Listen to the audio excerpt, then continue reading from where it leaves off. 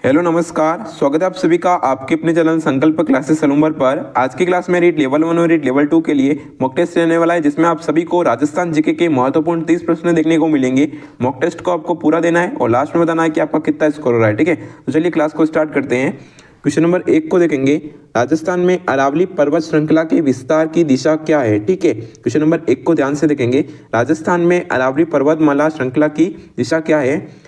दक्षिण पश्चिम से उत्तर पूर्व की ओर, पश्चिम से पूर्व की ओर, दक्षिण पूर्व से उत्तर पश्चिम की ओर या उत्तर से दक्षिण की ओर। तो इसका जो राइट आंसर होगा वो होगा ऑप्शन नंबर ए, दक्षिण पश्चिम से उत्तर पूर्व की ओर। ठीक है, ऑप्शन नंबर ए बिल्कुल इसका राइट आंसर हो जाएगा। बढ़ते अपन क्वेश्चन नंबर 2 की ओर। क्वेश्चन नंबर 2 को देखेंगे, जैसलमेर में मीठे पानी की बूंद झील का निर्माण कौन सी नदी करती है। ठीक है, जैसलमेर में मीठे पानी बूंद झील का निर्माण कौन सी नदी करती है। मेथा नदी, कांतली नदी, लूणी नदी या काकनी नदी। सभी विद्यार्थी एक बार कमेंट बॉक्स में इसका आंसर टाइप कर देंगे। तो इसका जो राइट आंसर होगा वो होगा काकनी नदी। ठीक है, ऑप्शन नंबर डी बिल्कुल इसका राइट आंसर हो जाएगा। बढ़ते अपन नेक्स्ट की तरफ। क्वेश्चन नंबर 3 को देखेंगे। क्वेश्चन नंबर 3 है, राजस्थान की सर्वाधिक उपजाऊ मिट्टी कौन सी है। ठीक है, राजस्थान की सर्वाधिक उपजाऊ मिट्टी कौन सी है। लाल मिट्टी, रेतीली मिट्टी, जलोढ़ मिट्टी, लाल पीली मिट्टी। तो इसका जो राइट आंसर होगा वो होगा जलोढ़ मिट्टी। ठीक है, ऑप्शन नंबर सी बिल्कुल इसका राइट आंसर हो जाएगा। राजस्थान की सर्वाधिक उपजाऊ मिट्टी है वह जलोढ़ मिट्टी है। बढ़ते अपन क्वेश्चन नंबर 4 की ओर। क्वेश्चन नंबर 4 को देखेंगे, राजस्थान में मृदा की उर्वरता किस ओर बढ़ती है। ठीक है, राजस्थान में मृदा की उर्वरता किस ओर बढ़ती है। पश्चिम से पूर्व की ओर, पूर्व से पश्चिम की ओर, उत्तर से दक्षिण की ओर या दक्षिण से उत्तर की ओर। तो इसका जो राइट आंसर होगा वो होगा पश्चिम से पूर्व की ओर। ठीक है, ऑप्शन नंबर ए बिल्कुल इसका राइट आंसर हो जाएगा। राजस्थान में मृदा की उर्वरता है वो पश्चिम से पूर्व की ओर बढ़ती है। बढ़ते अपन क्वेश्चन नंबर 5 की ओर। क्वेश्चन नंबर 5 है, राजस्थान में जैव विविधता बोर्ड का गठन कब किया गया। ठीक है, राजस्थान में जैव विविधता बोर्ड का गठन कब किया गया। 19 नवंबर 1986 को, 5 फरवरी 2003 को, 14 सितंबर 2010 को, 9 जनवरी 2012 को। तो इसका जो राइट आंसर होगा वो होगा ऑप्शन नंबर सी, 14 सितंबर 2010 को जैव विविधता बोर्ड का गठन किया गया। ठीक है, ऑप्शन नंबर सी बिल्कुल इसका राइट आंसर हो जाएगा। क्वेश्चन नंबर 6 को देखेंगे, राजस्थान में सबसे कम भौगोलिक वन है। अत्यंत सघन वन, सामान्य सघन वन, खुले वन या अवर्गीकृत वन। तो इसका जो राइट आंसर होगा वो होगा खुले वन। ठीक है, राजस्थान में सबसे कम भौगोलिक वन है वह खुले वन है। ऑप्शन नंबर सी बिल्कुल इसका राइट आंसर है। क्वेश्चन नंबर 7 को देखेंगे, राजस्थान में वालरा कृषि का संबंध है। राजस्थान में वालरा कृषि का संबंध है स्थानांतरित कृषि से, शुष्क कृषि से, बारानी कृषि से या समोच्च कृषि से। सभी विद्यार्थी ध्यान देंगे, राजस्थान में वालरा कृषि का संबंध है।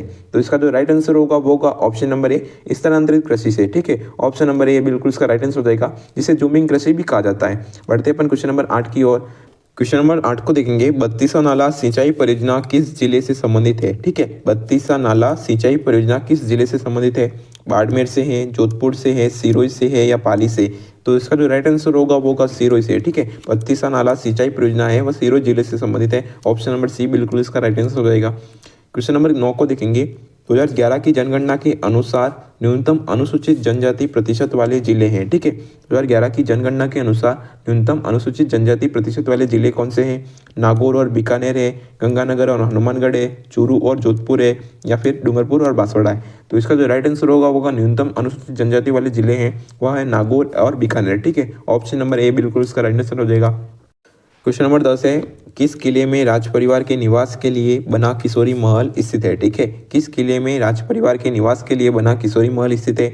लोहागढ़ भरतपुर में, बयाना का किला, जयगढ़ दुर्ग जयपुर में या फिर अलवर का किला। तो इसका जो राइट आंसर होगा वो होगा लोहागढ़ भरतपुर में। ठीक है, ऑप्शन नंबर ए बिल्कुल इसका राइट आंसर हो जाएगा, जहां पर किशोरी महल स्थित है। क्वेश्चन नंबर 11 को देखेंगे, महारानी विक्टोरिया के स्वर्ण जयंती की स्मृति स्वरूप बना जुबली क्लॉक टावर कहाँ स्थित है। जयपुर में है, उदयपुर में है, अजमेर में है या जोधपुर में। तो इसका जो राइट आंसर होगा वो होगा अजमेर में। ठीक है, जुबली क्लॉक टावर है महारानी विक्टोरिया की स्वर्ण स्मृति में बना हुआ, वह है अजमेर में। ठीक है, ऑप्शन नंबर सी बिल्कुल इसका राइट आंसर हो जाएगा। क्वेश्चन नंबर 12 को देखेंगे, निम्न में से असत्य कथन का चयन कीजिए। पन्ना मीणा की बावड़ी जयपुर में, यह बिल्कुल राइट है। चांद बावड़ी जोधपुर में, यह गलत है। नागर सागर कुंड बूंदी में, बिल्कुल राइट है। उदय बावड़ी उदयपुर में नहीं है। ठीक है, उदय बावड़ी डूंगरपुर में है।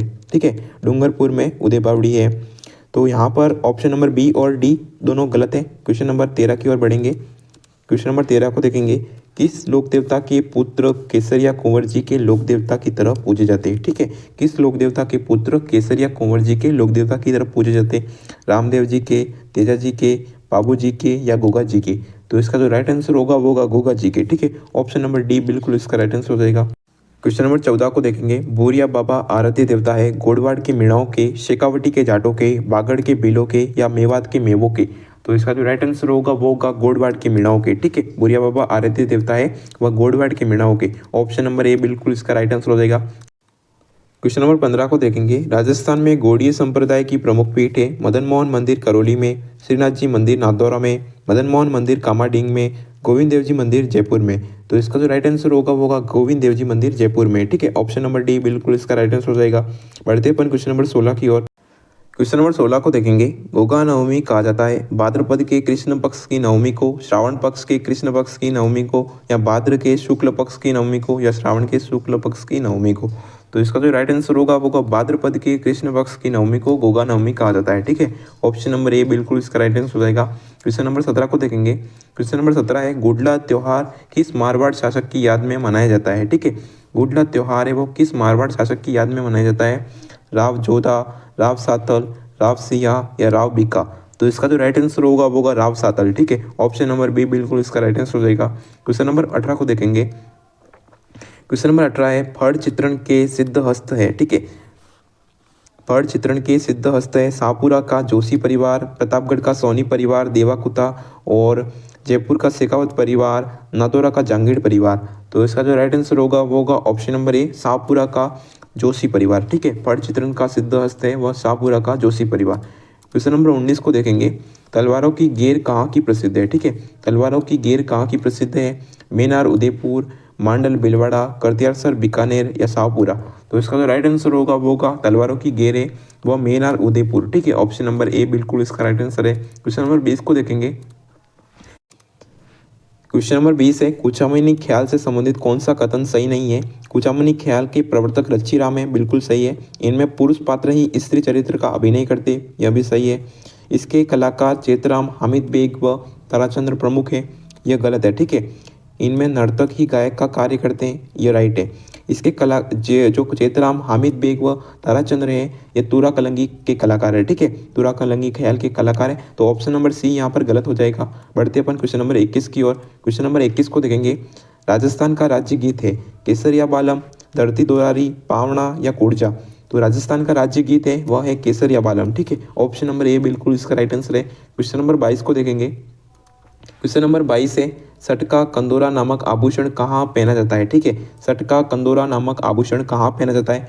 कमर में, पैर में, हाथ में या गले में।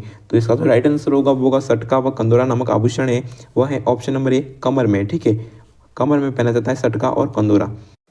क्वेश्चन नंबर 23 है सांसी जनजाति की दो उपशाखाएं कौन सी है, ठीक है। सांसी जनजाति की कौन सी दो उपशाखाएं दे रखी है यहाँ पर? चौकीदार व जमींदार, बीजा व माला, सरौले व पालवी या मोटी नियात व निचली नियात। तो इसका जो राइट आंसर होगा वो होगा बीजा व माला, ठीक है। चौकीदार व जमींदार है वह मीणा की उपशाखा है, ठीक है।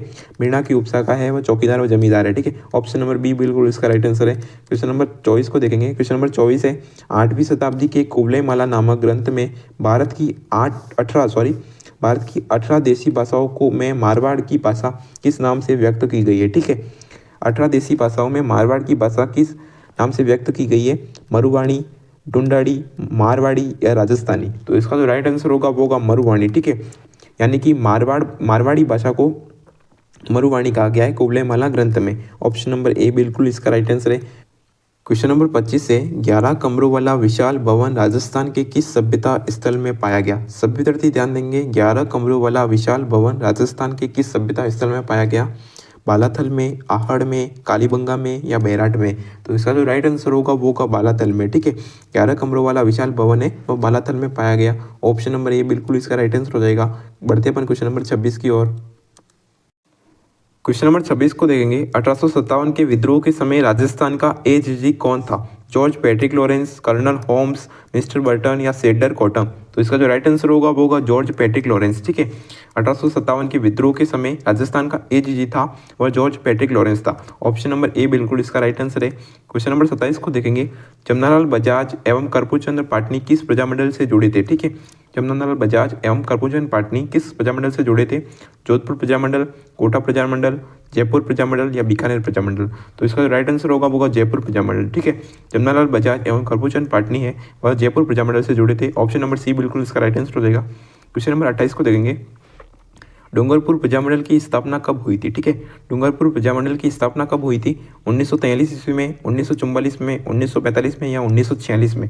तो इसका जो राइट आंसर होगा 1944 ईस्वी में डूंगरपुर प्रजामंडल की स्थापना हुई थी। ठीक है, क्वेश्चन नंबर 29 को देखेंगे, राजस्थान में मारवाड़ सत्याग्रह दिवस कब मनाया गया? 26 जुलाई 1945 को, 11 अगस्त 1942 को, 12 जून 1942 को या 23 नवंबर 1942 को? तो इसका जो राइट आंसर होगा 26 जुलाई 1945 को। ठीक है, राजस्थान में मारवाड़ सत्याग्रह दिवस है वह 26 जुलाई 1945 को मनाया गया था। ऑप्शन नंबर ए बिल्कुल इसका राइट आंसर है। क्वेश्चन नंबर 30 को देखेंगे, राजस्थान में राज प्रमुख का पद कब समाप्त हुआ? ठीक है, राजस्थान में राज प्रमुख का पद कब समाप्त हुआ? 1945, 1949 को, 18 अप्रैल 1948 को, 1 नवंबर 1956 को या 26 जनवरी 1950 को? तो इसका जो राइट आंसर होगा 1 नवंबर 1956 को। ठीक है, ऑप्शन नंबर सी बिल्कुल इसका राइट आंसर हो जाएगा। आई होप आपको क्लास पसंद आई होगी। क्लास पसंद आई तो वीडियो को एक लाइक जरूर से कर देना और टेलीग्राम चैनल ज्वाइन नहीं किया तो ज्वाइन अवश्य से कर ले। ठीक है, मिलते हैं अपन नेक्स्ट वीडियो में। Take care, bye bye.